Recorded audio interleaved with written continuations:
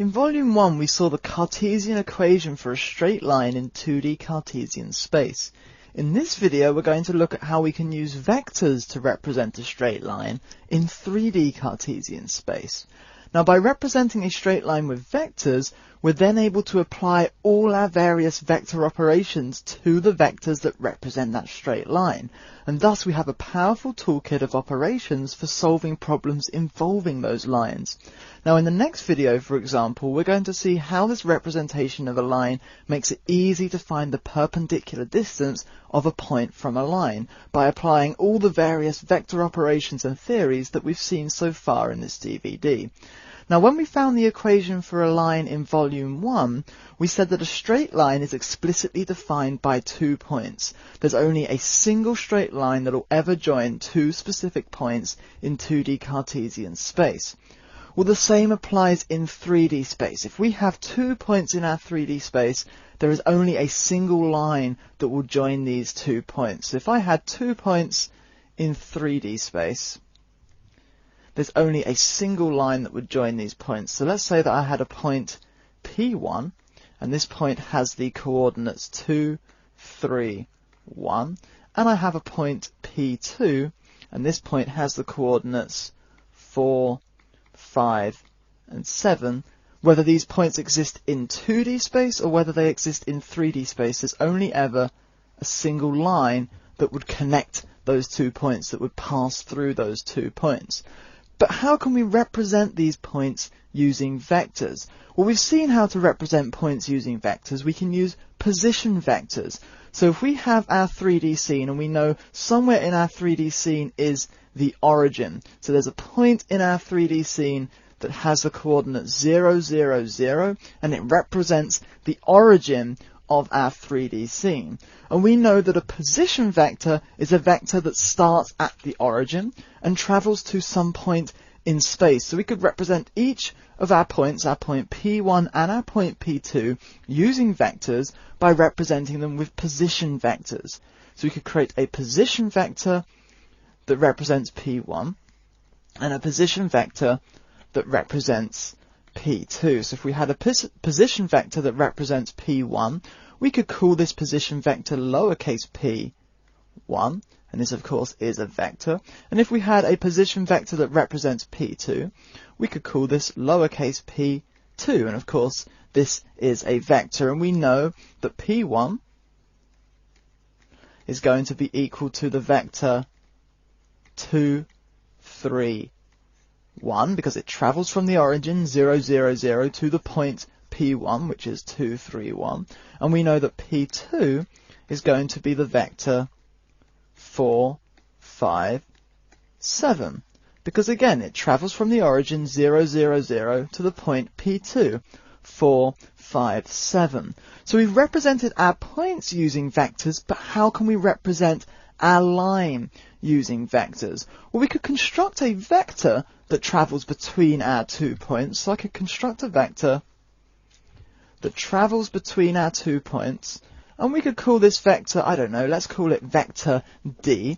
We know that by using our position vectors, we can find this vector D that travels between the 2 points, and we've seen how to do this already. We've seen that I could say vector D is equal to, well, if we're starting at point P1, we need a negative P1 and then a positive P2. So that's the same as saying P2 minus P1, which if I scroll down, we know that that is equal to 4, 5, 7 minus 2, 3, 1, which is equal to 4 minus 2 is 2, 5 minus 3 is 2, and 7 minus 1 is 6. So our vector D has the components 2, 2, and 6.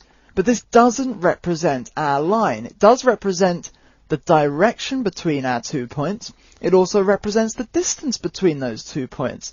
But it doesn't represent the line that travels between those 2 points, because D is just a vector. D is not a position vector. It doesn't start at the origin. We haven't defined it as a position vector. D is simply a vector. It's free to float around our Cartesian space, and that means that although D could start at P1 and travel to P2, it could be down here, it could be over here. They're all valid vectors D because D simply has a direction and a length. So we need some way to lock D in place. We need some way that D is locked in place so it represents our line. Now we can do this by using one of our position vectors. So if I was to define some point in space as being a point P, so we have a point P1 and we have a point P2, and those points are defined by position vectors. Well, if I was to have some other point in space that I'm going to call the point P, we could define P by using a position vector, which would be lowercase p. So there's some point in space, we don't know its coordinates yet, but that point in space P is represented by the position vector P. So that means wherever that point in space is, we're representing it by using a position vector that's called P, but we don't yet know where in 3D space that point is. Well, if we've got that point P, what if we said that was equal to our position vector P1, so it's a position vector that we're defining, P, so we know we start at the origin, and starting from the origin, what if we say we travel from the origin along P1, and then travelled along in the direction of D. So we could say P1 is, or rather P is equal to P1 plus D. What we're saying is we're taking a position vector, that means we start at the origin. P is a position vector because that's how we're defining it. We're saying P is a position vector. So that means we're starting at the origin, we're locked in place at the origin. And starting from the origin, we travel along P1. So we travel out here to the point P1 because we travel along position vector P1. And then we travel along D. But this still doesn't actually represent our line. We're getting close, we're travelling out to our line and travelling along our line, but actually P1 plus D is going to take us from the origin along P1 and then along D. What it's actually going to give us is the vector P2. It's going to give us this point in space, because if we started at the origin and travel along to P1 and then travel along the length of D, that is going to put us right here at P2, which means in vector form we're going to look like P2. Now I can prove this if we actually evaluate this equation. So we're saying P1, which we know is 2, 3, 1, plus D, which is 2, 2, 6, which is equal to 4 in X, 5 in Y, 7 in Z, which we can see is equal to P2. So if P is equal to P2, the position vector P2, then we know the position of the point P is going to be equal to, so our point P as represented by position vector P is equal to 4, 5, 7, which is equal to the point P2.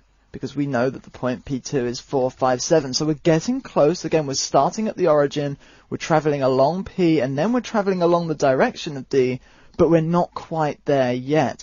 What we need is some way that we start at the origin and travel along to our start point P1, and then travel some distance along D. We don't want to travel the entire length of D, we want to travel some distance along D, but ideally we want to travel some variable distance along D, so that if we travelled a little way, we get a point here on the line. If we travelled further, we get a point here on the line. And if we kept on travelling, we'd infinitely extend our line and have points all throughout our 3D space that exist on that line. So how are we going to travel some variable distance in D? Well, what if we travelled along the length of P, or rather the length of P1, from our origin along the length of P1, and then travelled some scaled version of D. If we scale D, we know we're going to keep the same direction, which means we are going to be travelling along our line, but we're going to change the distance, which allows us to travel to various points along that line. So instead of the equation P is equal to P1 plus D, what if we had the equation P is equal to P1 plus T multiplied by d, where t is some scalar parameter. So because t is a scalar parameter, we can scale the length of d, and that means we travel from the origin up p1, because we're saying it's equal to p1, plus some scaled version of d, which means if we had a small scale version of d, we get a point here. If we had a longer version of d, we'd end up with a point here. And because our parameter t can take any value, we can represent any point on that line. So let's take a look at that. Let's actually look at some examples of using this. So what we're saying is that we're going to be controlling the position of our point on the line by using that parameter value t. So let's say that t was equal to 0.5, for example. Well, then we get that p is equal to p1 plus 0.5 times d. So that means that p is equal to, well, p1 is 231. 231 plus 0.5 multiplied by d. d, as I scroll up, d is 226. So d is 226. So this is going to be equal to 231 plus 0.5 multiplied by 2 is 1. 0.5 multiplied by 2 is 1. 0.5 multiplied by 6 is 3, which is equal to 2 plus 1 is 3. 3 plus 1 is 4. And 1 plus 3 is 4. So p, the position vector p, is equal to 3, 4, 4. Therefore, the point p is equal to 3, 4, 4, because we start at the origin, p is a position vector, and we travel 3 in x, 4 in y, 4 in z, so that means we're going to end up at the point 3, 4, 4. Now on our diagram, the point 3, 4, 4 would be right around here. And why is it right around here? We've used a parameter value for t of 0.5. That means we've taken our vector d and we've scaled it by a half. It's now half the length that it originally was. That means if we travel from the origin along to p1 and then travel along half of what used to be d, we're going to end up halfway between the point p1 and the point p2. So because we used the parameter value t is equal to 0.5, we ended up here halfway between p1 and p2. So let's try that with some other parameters. So I'm going to clear some space. And I think what I'm going to do is reuse some of the workings that we already had here because I'm running out of whiteboard. So I'm going to say that p is equal to p1 plus t times d. We know this already, but I'm going to say what happens if we use the parameter value of 0.25 for d. Well, that would mean we get that p is equal to p1 plus 0.25 times d, which means p is equal to 231, which is p1, plus 0.25 multiplied by d, which was 226, which means, as I erase these, and these, which means we're going to get that p is equal to 231 plus 0.25 times 2 is 0.5. 0.25 times 2 is 0.5. 0.25 times 6 is 1.5. So 2 plus 0.5 is 2.5. 3 plus 0.5 is 3.5. And 1 plus 1.5 is 2.5. So if that's what p, the position vector p, is equal to, our point p is equal to 2.5, 3.5, 2.5, and we know on our diagram that's going to be right around here because we said t is equal to 0.25. That means if we had d, we've now scaled it by 0.25, that's a quarter, so it's now a quarter of the length that D was originally, and we're saying we're having a position vector, we're starting at the origin, we're travelling along the length of P1, and then we're adding on to that a scaled version of D that is a quarter of the length. So that's going to give us this point right here. So let me just erase this.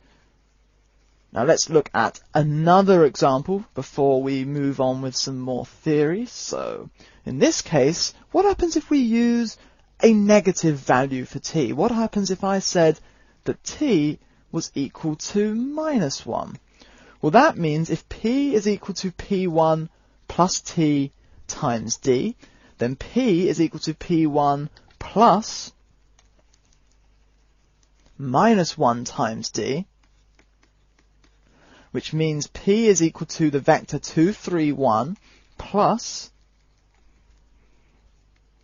-1 times the vector 2, 2, 6, which means, as I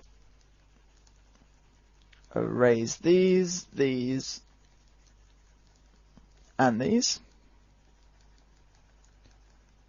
fantastic, we're going to get 2, 3, 1 plus -1 times 2 is -2, -1 times 2 is -2, -1 times 6 is -6, 2 plus -2 is 2 minus 2, which is 0, 3 plus -2 is 3 minus 2, which is 1, and 1 plus -6 is 1 minus 6, which is -5. So the position on our line, the point on our line is 0, 1, -5. And where is this on our diagram? Well, actually, it's right over here at the edge, probably a little bit further, but I've run out of whiteboard, because we've taken a vector d. Now I'm going to draw a smaller version here just so that I can fit it all in. So we've taken our vector d and we've multiplied it by a scalar value t that was -1. Well, we know the effect that that's going to have. It's not going to change the length of d,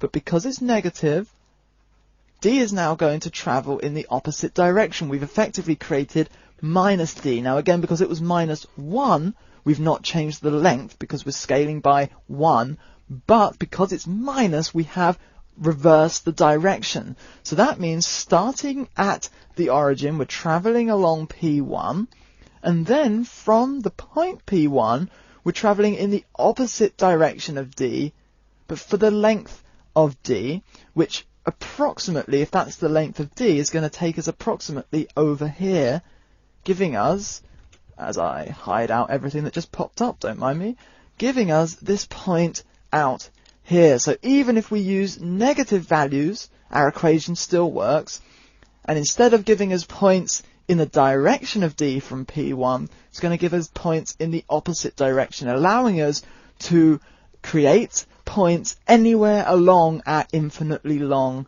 line. So we've seen that we had this equation.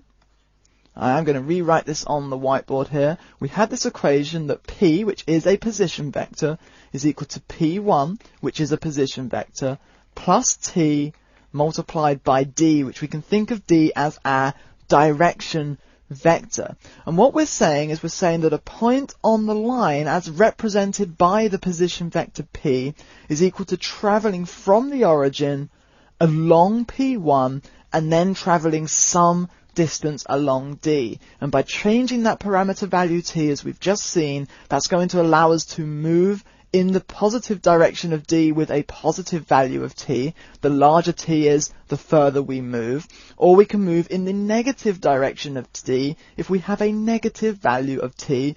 Again, the larger the absolute value of t, the larger we scale up D, but in the opposite direction, and therefore the further that we move. Now, using a parameter to represent a point on the line is actually extremely useful if we're solving problems. So the first thing we can see is if we look at our equation, we can actually see that if we had a parameter value of 0, that's going to give us the point P1. So if t was equal to 0, we'd get P is equal to P1 plus 0 times D, which means P is equal to P1. So on our earlier diagram, that gives us this point P1. We're saying we start at the origin right here and we travel along the position vector P1, thus that's going to give us the point P1. So we get the point P1 when t is equal to 0. T is equal to 0 is giving us that point right there. We can also see if t is equal to 1, then our equation becomes p is equal to p1 plus 1 multiplied by d. Therefore, p is equal to p1 plus d, which we've already seen, but I will work through this. If p is equal to p1 plus d, then we have already seen that we travel from the origin along P1 and then along the entire length of D. Thus, that's the same as travelling along P2. We know this because we start at the same point, end at the same point. So that means that when we have a parameter value of 1, it's the same as travelling along P2, which means we're going to get this point here, which is P2. So when t is equal to 1, we're going to get this point right here, and we can finish off our earlier equation that we were writing to say that p is equal to p2. So we can see with a parameter value of 0 we get the first point, the start point if you will, that we use to define our line, and with a parameter value of 1 we get the end point that we used to define our line. Now, to understand why this is useful to us, as I bring back my earlier diagram, to understand why it's useful that we know a value of 0 gives us this point and a value of 1 gives us this point, let's consider one of the problems that we might use the vector equation of a line for. Let's say that we're intersecting a line with some piece of geometry and we're representing that line with the vector equation. So let's say we're intersecting a line with a plane, for example. Now in this DVD we're not actually going to look at how we'd calculate that point of intersection, though with all the theory that we have covered in this DVD, you're going to have all of the groundwork there to easily be able to research this on your own. But anyway, if we were solving the equation for the point of intersection between a vector representation of a line and a plane, logically what we're going to be solving for in that equation, if I scroll down to find my equation, here we go. What we're going to be solving for in that equation is t. Because if we're trying to find the point of intersection, we know that P1 is a constant value, D for our line is a constant value, t is the only thing that changes to change our position on the line. T controls the position along the line. Therefore, to find the point of intersection, we'd be trying to find the parameter value of t at that point of intersection. So let's say we've solved that problem, we find the point of intersection, and we've got back some value of t. So we have some value of t that represents the point where that intersection occurs. Now that's fine if we were intersecting an infinitely long line, so a line that extends forever in both directions with that plane. We'd simply want to make sure, is there an intersection, and if there is an intersection, we could find the point of intersection. But let's say we weren't intersecting an infinitely long line. Let's say that we were intersecting a line segment, a small segment of the infinitely long line that we know travels between P1 and P2. So that means if our plane was out here and our infinitely long line did intersect it, we're not interested in that because it's not the line segment that intersected it. Or if our plane was out here and our infinitely long line intersected it, we're not interested in that because our line segment didn't intersect it. We're only interested if the line segment itself intersects our plane. Well, by solving for this parameter value t, and knowing that t equals 0 at the start point of our line segment and t equals 1 at the end point of our line segment, we can check this parameter value t. Because if the parameter value t is between 0 and 1, we know the point of intersection is on this line segment. It's on the line segment that travels between P1 and P2. Because we know we start with a value of t equals 0, and as we increase t, we're going to end with a value of t equals 1. Therefore, if the point of intersection is represented by a parameter value between 0 and 1, we know we have intersected on this line segment. However, if our parameter value is less than 0, i.e. it's a negative value, we know once we'd reached P1, we're travelling in the opposite direction of our vector d. That means if the parameter value t is less than 0, we're somewhere on our infinite line before we get to the point P1, so we can disregard that point of intersection because we've not intersected the line segment.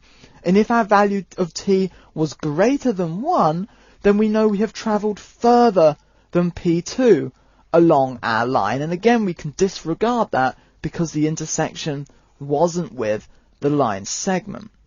Now, another use where this parameter would be useful is in a ray tracer, for example.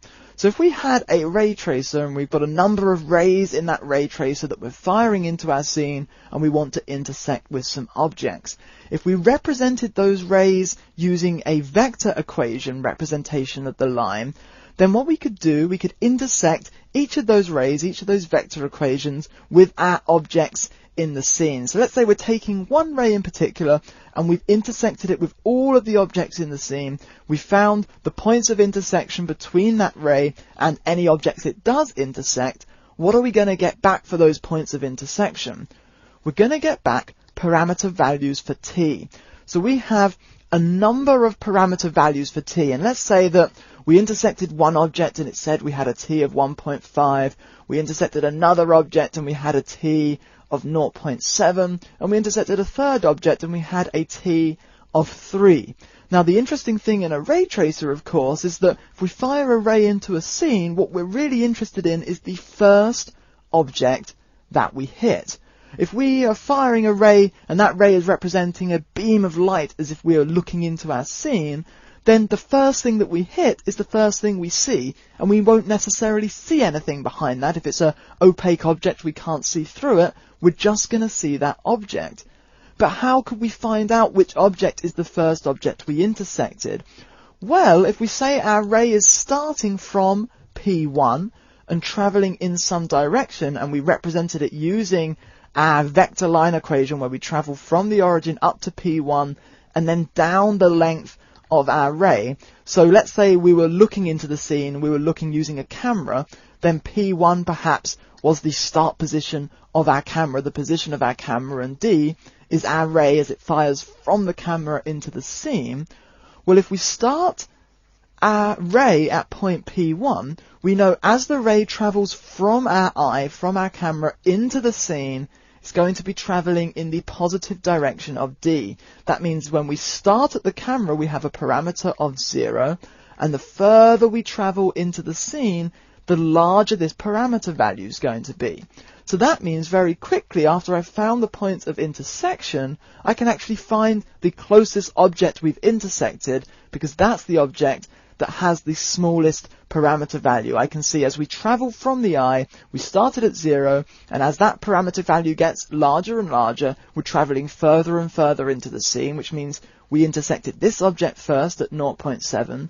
Then as our ray continued further and further into the scene, we intersected this object at 1.5. And then as it continues further into the scene, we intersect this object at a value of 3. So by being able to represent a point on the line using parameter values, we know the relationship between those points. We know which is closer to our start point because it's going to have a smaller parameter value, and that can be incredibly useful to us. And there's actually yet another use, just throwing out examples here of uses for being able to represent a line using vectors and the power of having a parameter to represent a point on the line. Another use is actually we could find how far apart points on the line are. Now currently D is just a vector, it's not a unit vector, we haven't normalized it. D is just a vector, and that means our parameter t equals 0 gives us this point, and t equals 1 gives us the end point. And we know that could be useful for certain problems if we wanted to find an intersection, say, just on that line segment rather than an intersection on the infinite line. But what if we took D and we did normalize it? Well, if we normalize D, we'd get a unit vector, for example, D hat, which we know has a length of 1 unit. Now, if we started at the origin and travel along to P1 and then add 0 times D, we're still going to get this start point here. If we add 1 times D, if our parameter is 1, we're going to now move to the end of our unit vector. We're going to have travelled 1 unit along our line. If we added 2 times d, we'd add another d, if you will. We'd have scaled our unit vector up to twice the length, which means we would have travelled 2 units along our line. If we were to have added a parameter value of 3, so 3 times d, we'd have scaled d up to 3 units long, and thus we'd have travelled 3 units along our line, which means we can actually use that parameter value to measure distances between points on our line, because if we know that 2 points have a difference in parameter value of 1 unit, that means they are 1 length of d apart, which means they are 1 unit in 3D space apart. Likewise, if the parameter values were 2 units apart, for example, if we had t is equal to 1 and t is equal to 3, they are 2 units apart. That means they are 2 lengths of d apart. D has a length of 1 unit in 3D space. Therefore, they are 2 units apart in 3D space. So if we were finding points on a line and wanting to be able to measure the distance in 3D space between those points quickly, if we had a unit vector, then we know that our parameter values represent the distance that we're travelling. If we increase our parameter value by 3, for example, we have travelled 3 units. So that's another use of having a parameter value to control the position of points on the line. So the vector equation for a line is an incredibly useful representation for a line, and I've really barely scratched the surface for its uses. Now, as I mentioned earlier, in the next video, we're actually going to take a look at solving a problem where we use this representation of a line, and that problem's going to be finding the perpendicular distance of a point from a line, and that line is represented using this vector equation. Now, this is going to be an illustration A of how we can use this vector equation to solve a problem, but also how by having a line represented as a vector equation, we can actually apply all of our other vector theories that we've seen to help us solve that problem. So it's really going to help to bring everything that we've seen in this DVD together, which is why I chose that to be the concluding video of this DVD. But before we move on to the final video of this DVD, however, I would like to set just one question for you guys to work through on your own that relates to the vector representation of a line. So I'm going to bring up a new whiteboard.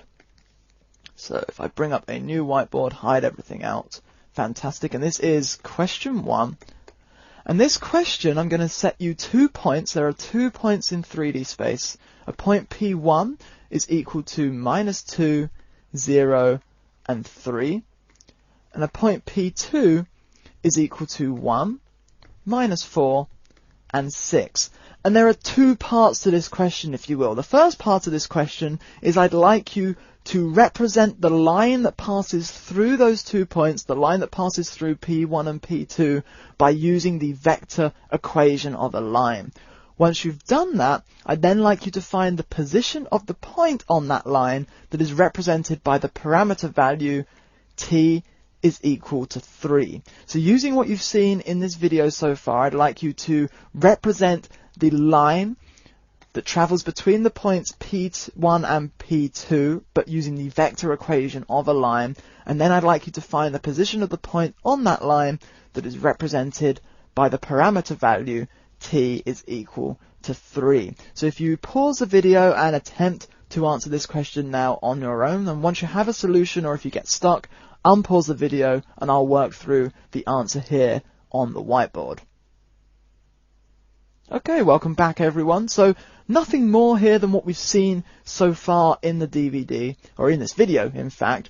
So we know that P is equal to P1 plus T times D. This is our vector equation of a line. So what we need to do is we need to calculate P1 and we need to calculate D. Well, we know P1 because P1 is the position vector that represents point P1. So P1 is equal to the position vector -2, 0, 3. And we know we can also create a position vector P2 that represents our point P2, which is equal to, not minus, let's erase that, there we go, it's equal to +1, -4, and 6. And we know that we can find D based on these two position vectors. So if we're saying that D travels from P1 to P2, now I didn't explicitly state that in the question, which means if your D vector travels in an opposite direction, that's absolutely fine. It was more the method that I'm interested in here rather than the exact answer. So in my case, I'm going to make D travel from P1 to P2. You may have made D travel in the opposite direction as long as you've used a similar approach where you've used this equation, you found the position vector for one of the points, in this case I chose P1, and you find a vector that travels between those 2 points, and then we're going to plug that parameter value in. That's absolutely fine. So again, in my case, I'm going to say the vector travels from P1 to P2, and that means D is equal to P2 minus P1, which means it's equal to 1 minus 4, 6, minus 2, 0, 3, which is equal to 1 minus 2 is 1 plus 2, which is 3. Minus 4 minus 0 is minus 4, and 6 minus 3 is 3. So D, our direction vector, if you will, is 3 minus 4, 3, which means our equation here can become P is equal to P1, which is minus 2, 0, 3, minus 2, 0, 3, plus T multiplied by D, and D was 3 minus 4, 3. So in our case, this is an equation, a vector equation that represents our straight line. We're saying a point on the line as represented by the position vector P is equal to the vector minus 2, 0, 3 plus some scaled version using the parameter T of our direction vector 3 minus 4, 3. So now that we have that, to evaluate for a parameter T is equal to 3, we simply plug a value of 3 into this equation. That gives us that P is equal to minus 2, 0, 3 plus 3 times our vector D, which is 3 minus 4, 3. If we evaluate that, we get that P is equal to minus 2, 0, 3 plus 3 times 3 is 9, 3 times minus 4 is minus 12, and 3 times 3 is 9, which if we then evaluate that, we get that P is equal to minus 2 plus 9 is positive 7, 0 plus minus 12 is 0 minus 12, which is negative 12, and 3 plus 9 is positive 12. So the point in my example, the point on the line represented by the parameter value T is equal to 3, is the point 7 in X, 12 in Y, negative 12 in Y rather, and 12 in Z is the point 7, negative 12, 12 as represented by the position vector P. Of course, if you defined your direction vector differently, if yours traveled from point 2 to point 1, for example, or perhaps you even decided that you were going to normalize that vector and have it a unit in length, then of course the parameter value T is equal to 3 is going to give you a different result. But in my case, I constructed a vector that travels from P1 to P2. I didn't normalize that vector, and that meant that the parameter value of T is equal to 3 is equal to giving us this particular point, 7 in X minus 12 in Y, and 12 in Z. Now, of course, what I was interested in was the method here. As long as you understood the method and you took the same method, that's what I was looking for, as opposed to the specifics of the result that you got. Okay, so to recap everything that we've seen in this video, we first have seen the vector equation of a straight line, and we've seen that that is given by P is equal to P1 plus T multiplied by D, and if we're finding the line between 2 points, then we know that we can find D being equal to P2 minus P1. So we use the position vectors P1 and P2 to define the direction vector D that travels between those 2 points. We then multiply that by some scalar value, and if we add that to the position vector that gives us one of our points, we then travel from the origin to that point, and then some direction along the line that passes through that point. So this is the vector equation of a straight line. It's a very useful equation. It's a very useful reason to be using our vectors, and we're going to see again in the next video, we are going to see how we can use this to help us solve a problem, and how that allows us to apply some of the other theories and some of the other operations that we can apply to vectors, how we can apply those to solve problems when we start representing the entities in that problem using vectors. It's also worth noting, of course, t here is our parameter that controls the position of the point along the line. That goes without saying. We've seen time and time again in this video how t does that, but if I'm concluding everything that we've seen in this video, then it is worth pointing that out. But that is everything that I wanted to cover in this video, and hopefully you'll join me in the final video of this DVD, the next video, where we're going to make use of this representation of a line to find the perpendicular distance of a point from a line represented by a vector. Thanks a lot, everyone.